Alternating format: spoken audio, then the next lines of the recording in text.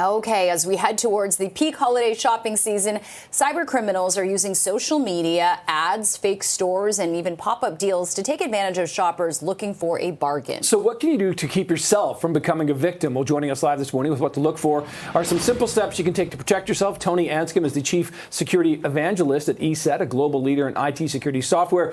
Tony, good to talk to you this morning. I mean, this is Cyber Monday. A lot of people, even some of our viewers, said they've already got their cyber shopping sort of finished for the day.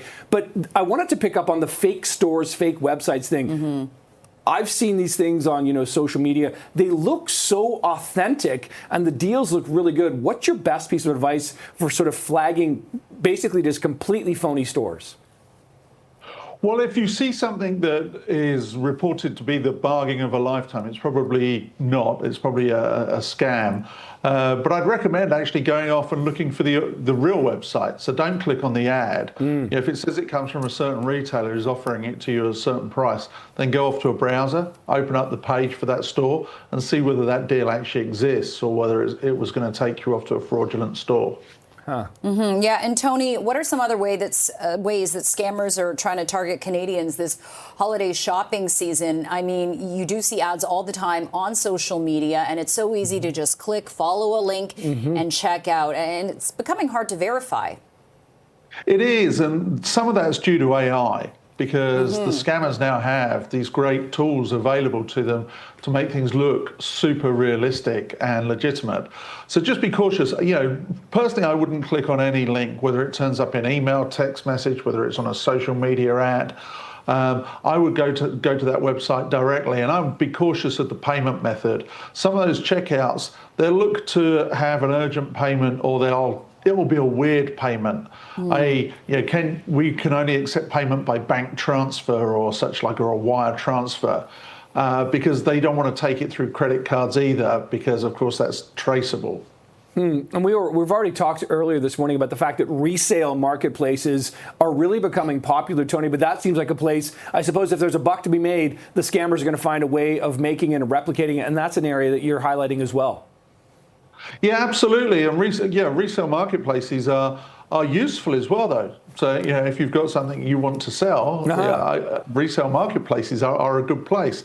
But look at the reviews. Look to see whether the person's legitimate. Look at their history and look at whether the reviews are coming from real people. So make sure it's a marketplace that has some level of protection. So a lot of them now hold money in escrow until the buyer and the seller have actually confirmed they're happy. So make sure it's a legitimate site that you're using. And Tony, perhaps you can explain the link between supply chain issues kind of leading to this influx of fake ads, fake stores, creating more supply for the increasing demand. Well, certainly, I mean, recently over the last year where you've started to see some goods going up in price due to political reasons, then somebody might be offering those goods cheaper. But also, as you head in towards the holiday season, there's always that gift, isn't there? That's the hard to get to one.